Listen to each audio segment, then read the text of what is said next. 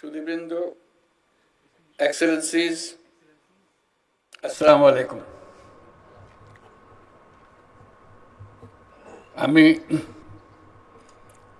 মৎস্য উপদেষ্টার কথার সূত্র ধরে দু একটা কথা আগে বলে ফেলতে চাচ্ছি। মাছ আমরা সবাই খেতে ভালোবাসি, বাংলাদেশিদের একটা প্রিয় খাদ্য, এবং যারা এই খাদ্য উৎপাদনে নিরবচ্ছিন্নভাবে কাজ করে, যাদের কথা আমরা স্মরণে রাখি না। আমরা শুধু মাছটা টাটকা কিনা, দামে সস্তা কিনা, এটা নিয়ে ব্যস্ত থাকি। যারা এর পেছনে আছে তাদেরকে আমরা আজকে পদক দিয়ে সম্মানিত করেছি। তাদের সবাইকে আবার জোরে হাত তালিয়ে দিয়ে একটা সবাই মিলে হাত তালি, কারণ এই দিনের পরে আবার সবাই ভুলে যাব তাদের কথা। মাছের দিকে মনোযোগ দেব। যারা মাছ উৎপাদন করে আমাদের কাছে নিয়ে আসলো তাদের কথা আমাদের আর মনে থাকবে না। আজকের দিনটা তাদের মনে করিয়ে দেওয়ার জন্য।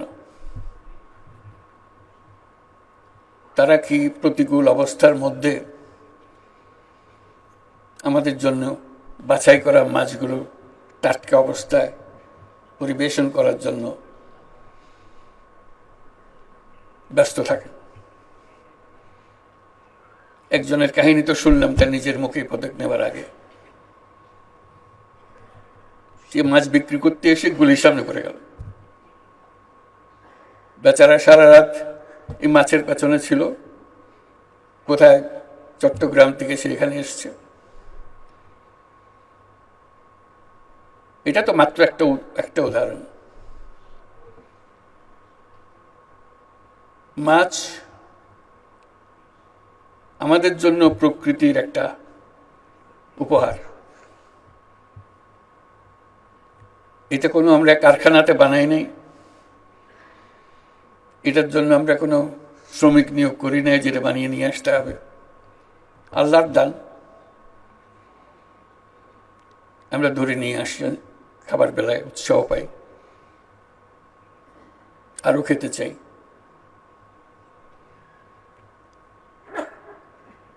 যেটা ফরিদা খুব সুন্দরভাবে বলল, এই প্রকৃতির অবদানের কথা, তার প্রতি আমাদের সদয় হবার তো কথাই উঠে না। তার প্রতি আমরা অত্যন্ত নির্দয়।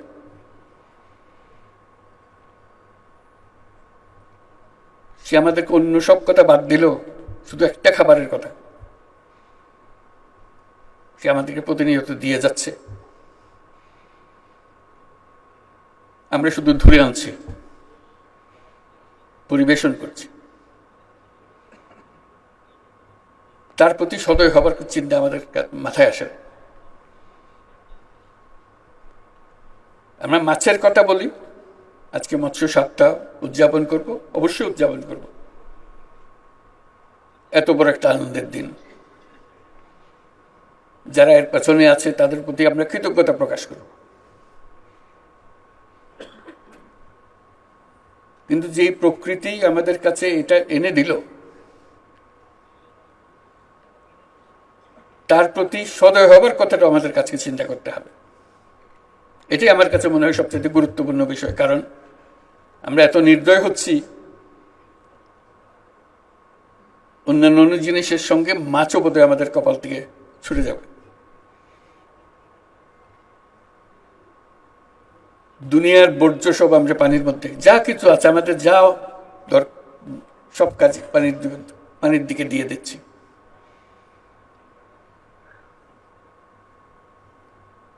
আমরা নদী শাসনের কথা বলি, কথার কথা বলি, হয়তো নদী পালনের কথা বলি না। তা সে শাসন করতে চাই আমরা, এবং শাসনের নামে তার প্রতি যত নির্দয় হওয়ার জিনিস সেটাও করি। আমাদের বর্জ্য তো দিচ্ছি পানির ভেতরে ঢুকিয়ে। এই বর্জ্য যে বিষ হয়ে আবার আমাদের প্রতি আসছে, সেটাও আমরা গ্রাহ্য করছি না। বর্জ্য ছাড়াও যত রকমের বিষ, শরীরের যত রকম অনিষ্টকারী জিনিস আছে সব পানির মধ্যে ঢালছি আমরা। সেই পানি আগামী দিন থাকবে কি থাকবে না সেটারও পরোয়া করছি না। যেটা আমাদের মনে হয় যে এটা আল্লাহর কর্তব্য, আমাদেরকে এটা খাওয়াতেই হবে তার। আমি যাই করি, যত অত্যাচার করি না কেন, কাজে আজকে মৎস্য সপ্তাহের সঙ্গে পানির কথাটা যেন আমরা না ভুলি। মাছ ততদিন পাবো যতদিন আমরা পানি রাখতে পারি। বাংলাদেশের প্রতি প্রকৃতি অত্যন্ত সদয়, প্রচুর পরিমাণ পানি আমাদেরকে দিয়েছে। অতি বেশি সদয় হওয়াতে আমরা এর গুরুত্বটাই ভুলে গেছি।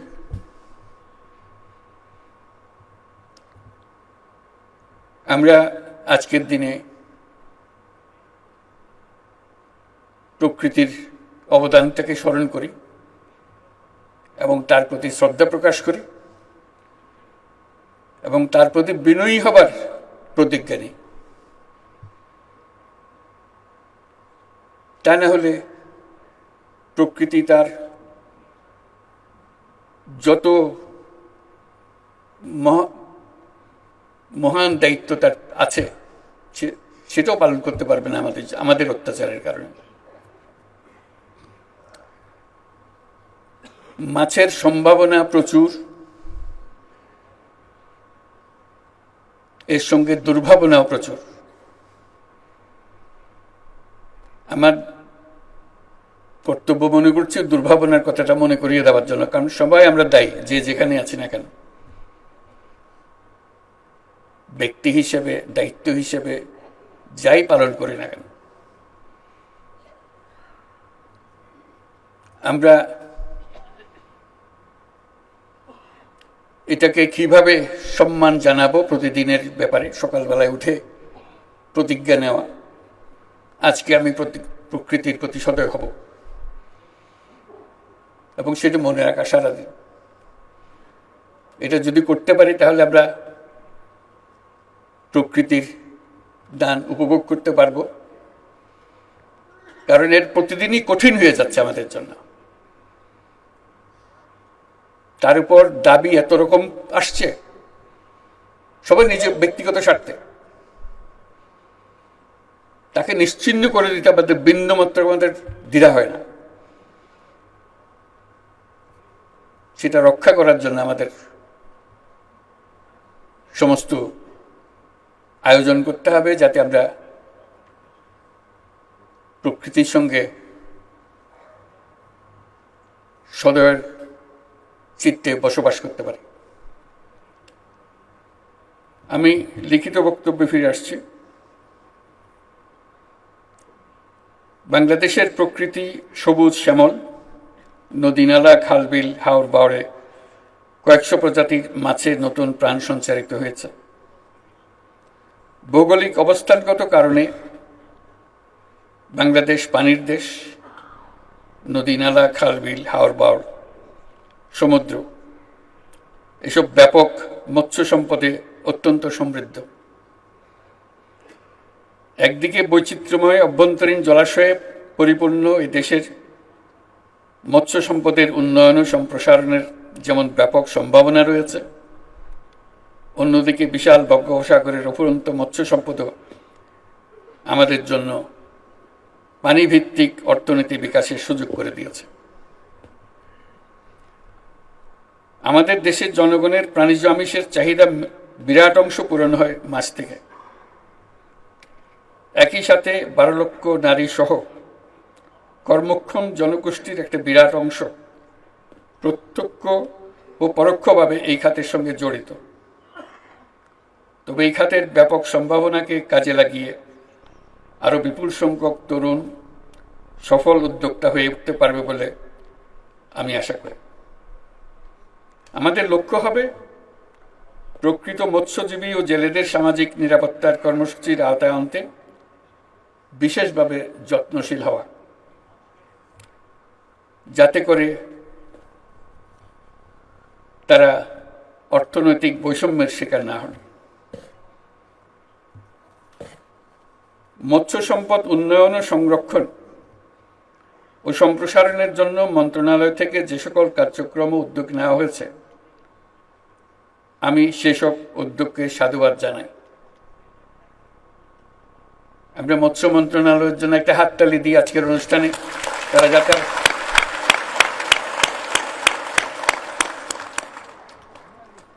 তারা যেন আমাদেরকে মাছের প্রতি, প্রকৃতির প্রতি সদয় হবার কথাটা বারে বারে মনে করিয়ে দিতে পারে, এবং যাবতীয় সম্মান দেখিয়ে প্রকৃতির এই অবদান যেন আমরা যখন মাছ খাই সেটা স্মরণ করে যেন আমরা খাই। আমি প্রায় বলে থাকি যে এদেশের পানি প্রবাহ, বিশাল সমুদ্র আমাদের জন্য অত্যন্ত গৌরবের একটি সম্পদ। আমরা পেয়ে গেছি, আমাদের কষ্ট করতে হয় নাই, এটা আল্লাহ আমাদেরকে দিয়ে দিয়েছে। এই খাতে বিশাল সম্ভাবনা থাকলেও বাংলাদেশ এখনো তা পুরোপুরি কাজে লাগাতে পারেনি। আমরা এখনো সমুদ্রের জগতে প্রবেশ করতে পারিনি।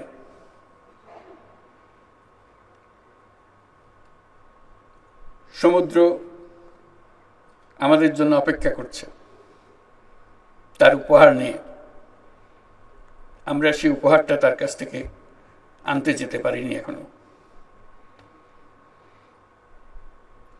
আমাদের জানতে হবে কি কি ধরনের মৎস্য সম্পদ এই সমুদ্রের পানির তলায় আছে। আমাদের বুঝতে হবে কেন আমরা এটা পারছি না। এই খাতটি আমাদের অর্থনীতির জন্য একটা নতুন বাংলাদেশ সৃষ্টি করতে পারে। এটা আমাদের দেশেরই অংশ। আমরা শুধু জমির অংশটা জানি, পানির অংশটার প্রতি আমাদের কোনো দৃষ্টি নাই। এটা জমির যে বাংলাদেশ, তার চাইতে আরো বড় পরিমাণ দেশ আমাদের, কিন্তু আমরা অবহেলা করে যাই। সেটা যে আছে স্বীকারও করি না। সেটি সম্পদ নিয়ে অপেক্ষা করছে, সেটাও আমরা স্বীকার করতে রাজি না।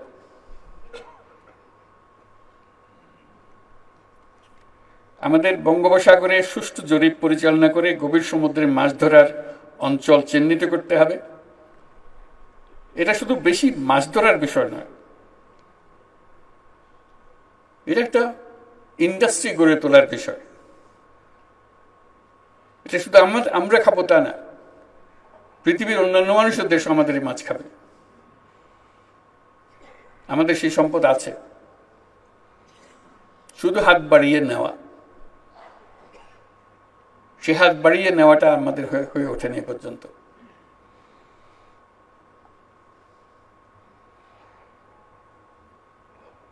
এর জন্য আমাদের গবেষণায় সক্রিয়ভাবে যুক্ত হতে হবে, আন্তর্জাতিক সম্মেলনের আয়োজন করতে হবে, যাতে বিশ্বমানের বিশেষজ্ঞদের চিন্তা ভাবনা, অভিজ্ঞতা আমরা কাজে লাগাতে পারি। আমাদের বিশ্ববিদ্যালয়ের পাঠ্যক্রমেও গভীর সমুদ্রে মাছ ধরার বিষয়টি অন্তর্ভুক্ত করতে হবে।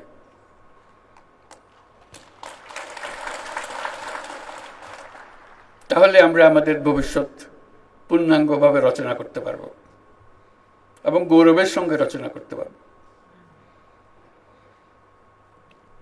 সমুদ্র, উপকূলীয় অঞ্চলের সম্পদ ও পরিবেশের টেকসই ব্যবহার নিশ্চিত করতে আমরা আমাদের বন্ধু দেশগুলোর সঙ্গে আলোচনা শুরু করেছি। তারাও খুব অবাক হয়েছে আমরা যখন এই প্রসঙ্গ তুলি। বলছি, কই, এই প্রসঙ্গ তো আমাদের সঙ্গে আর কেউ কোনোদিন তোলে নাই। আমরা বললাম যে আমরা লজ্জিত, আমরা এবারে উত্থাপন করলাম এবং এর প্রতি পূর্ণাঙ্গ দৃষ্টি দিলাম আমরা। যাতে করে আমরা এই সম্পদের স্বীকৃতি দিই এবং মানুষের কল্যাণে সেই সম্পদ ব্যবহার করার সুযোগ দিই।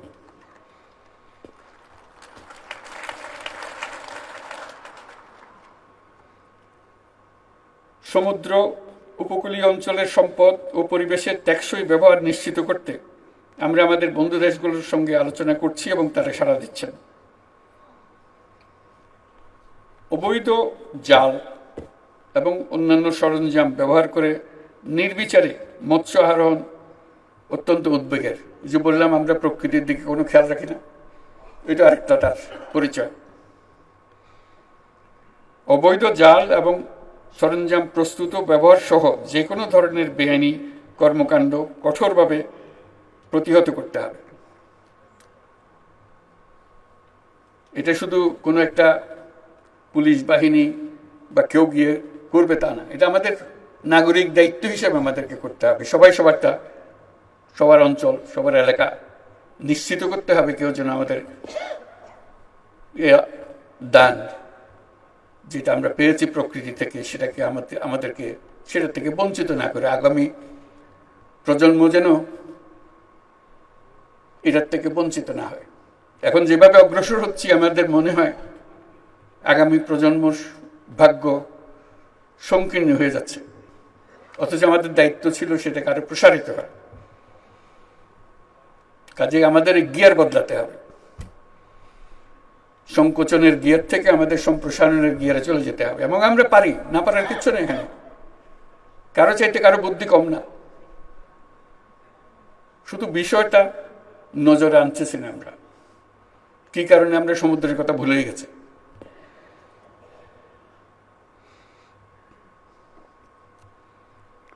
জলাশয় দূষণ, শস্য উৎপাদনে মাত্রাতিরিক্ত ও নিষিদ্ধ বালাইনাশক ব্যবহার সমানে ব্যবহার করে যাচ্ছে। তামাক চাষ মৎস্য উৎপাদনের উপর ক্ষতিকর প্রভাব ফেলছে। ক্ষতিকরটা খুব হালকাভাবে বললাম, মারাত্মক। এটা আমরাই করছি এবং আজকে বিশেষ দিবসে আমরা শুধু স্মরণ করছি, তারপর আবার এখান থেকে বেরিয়ে ভুলে যাব, যেন আমরা না ভুলি। সে কথাটা বারে বারে নিজেকে স্মরণ করিয়ে দেওয়া। অপরিকল্পিত অবকাঠামো নির্মাণ, নদ নদী সহ সকল জলাশয়ের নাব্যতা হ্রাস, সর্বোপরি জলবায়ু পরিবর্তনের ফলে মৎস্য উৎপাদনে বিরূপ প্রভাব পড়ছে। এ সকল ক্ষতিকর প্রভাব মোকাবেলার সমন্বিত টেকসই উত্তরণের কৌশল উদ্ভাবন করতে হবে।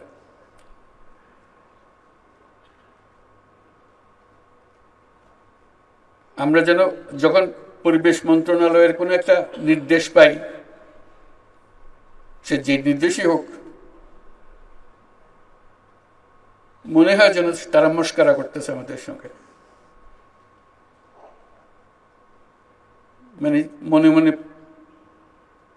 বা মুখে বলেই ফেলি, আর ইউ সিরিয়াস? এই অদ্ভুত একটা কথা আপনারা বলতেছে। তাদের কথা আমাদের কানে বড় অদ্ভুত দেখায়, কারণ আমরা অন্য কথা, অন্য চিন্তাতে এত নিবিড়ভাবে সংযুক্ত হয়ে গেছি, সঠিক কথাটা বলাটা আমাদের কাছে এটা অবান্তর কথাবার্তার মতো মনে হয়। তারা এসে আমাদের সব শান্তি নষ্ট করে খামোখা। এই কথাটা যদি আমরা উল্টাতে পারি, ওইটা না হলে বাংলাদেশের মতো দেশ সুস্বাস্থ্য নিয়ে, শান্তি নিয়ে বেঁচে থাকা কঠিন হয়ে যাচ্ছে। যথাযথ ব্যবস্থাপনার অভাবে শত শত প্রজাতির ঐতিহ্যবাহী দেশীয় মাছ ক্রমান্বয়ে হারিয়ে যাচ্ছে। এজন্য ময়মনসিংহে অবস্থিত বাংলাদেশ মৎস্য গবেষণা ইনস্টিটিউটে লাইভ জিন ব্যাংক স্থাপন করা হয়েছে। গবেষণার মাধ্যমে বিলুপ্ত প্রায় আমাদের আরো বহু গবেষণা প্রতিষ্ঠান করতে হবে। আমাদের তরুণদের এটার সঙ্গে সংযুক্ত করতে হবে, যাতে তারা দেশের মানুষকে বুঝিয়ে দিতে পারে এই সম্পদের মাহাত্ম্য। তারা যেন বুঝিয়ে দিতে পারে সবাইকে কিভাবে এটাকে রক্ষা করতে হবে এবং এগিয়ে নিয়ে যেতে হবে। এবছর মৎস্য সপ্তাহ উদযাপন উপলক্ষে জাতীয় অর্থনীতিতে মৎস্য খাতে উল্লেখযোগ্য অবদানের জন্য আপনারা যারা 9টি ক্ষেত্রে স্বর্ণ, রৌপ্য, ব্রোঞ্জ পদক পেয়েছেন, তাদেরকে জাতির পক্ষ থেকে আমি আবারও অভিনন্দন জানাচ্ছি। তারা একটু উঠে দাঁড়াবেন, যারা পদক পেয়েছেন তারা একটু উঠে দাঁড়াবেন। আমরা সবাই মিলে তাদের জন্য একটা হাততালি দিই।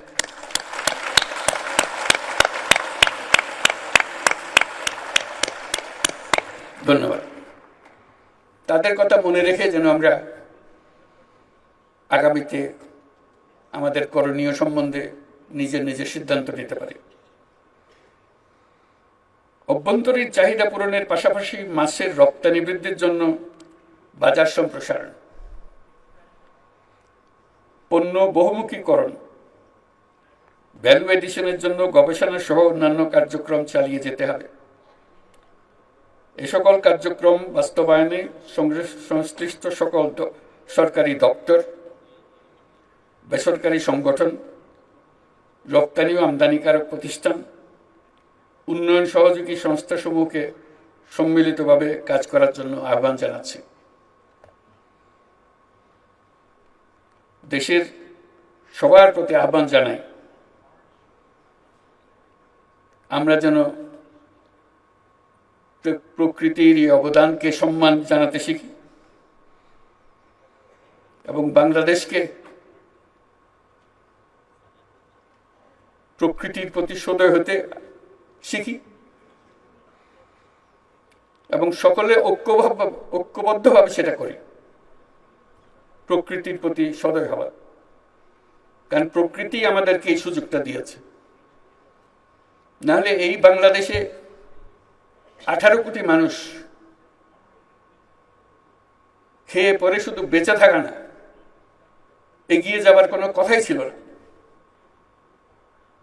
প্রকৃতি আমাদের সেই ব্যবস্থাটা করে দিয়েছে এবং আর সুযোগ সৃষ্টি করে দিয়েছে। এবং আমরা ওই যে বললাম, প্রতিনিয়ত নির্দয় হয়ে তাকে আঘাত করে যাচ্ছে। কোথায় তার প্রতি অবনত মস্তকে দাঁড়িয়ে ধন্যবাদ জানাবো, সেটা না করে আমরা লাথি দিয়ে যাচ্ছি। জাতীয় মৎস্য সপ্তাহ 2025 এর সার্বিক সাফল্য কামনা করে আমি এর শুভ উদ্বোধন ঘোষণা করছি। সবাইকে ধন্যবাদ।